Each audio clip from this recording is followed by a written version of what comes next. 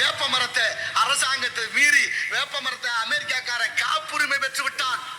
காப்புரிமை பெற்று விட்டான். அறிந்த ஒருத்தர் பதறி கண்ணீர் விட்டு அழுகிறாரு.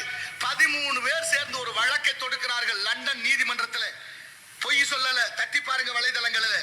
அப்பேற்பட்ட அந்த பெரியவர் 13 பேரோட சேர்ந்து அந்த லண்டன் நீதிமன்ற வாசலிலே ஒவ்வொரு நாளும் ஏறி ஏறி 13 மாதங்கள் கடந்து ஒருத்தர் வேப்பங்க, ஒருத்தர் வேப்பம்பழம், ஒருத்தர் வேப்ப இலை, ஒருத்தர் வேப்ப ஈக்கி, ஒருத்தர் வேப்பம் பட்டை, ஒருத்தர் வேப்ப துண்டு, இப்படி ஒவ்வொரு பொருளாக வச்சு வச்சு வெள்ளக்காரன் எடுத்து சொல்லி இது எங்க ஊர்ல உள்ளது, எங்களுக்கு சொந்தமானது, இதை யாராலும் உற்பத்தி பண்ண முடியாது, அமெரிக்காக்காரன் காப்புரிமை பெற்ற ரத்து பண்ண சொல்லி போராடி வாங்கி கொடுத்த வேப்ப மரம் யாருன்னு தெரியுமா?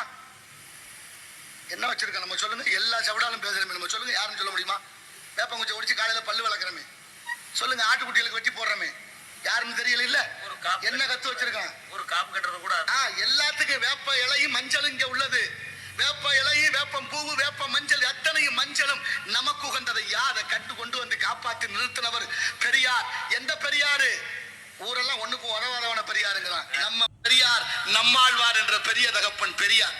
அவர் தான் ஐயா நிறுத்தி வச்சாரு. எத்தனை பேருக்கு தெரியும்? சொல்லி கொடுத்துருக்கணும்ல.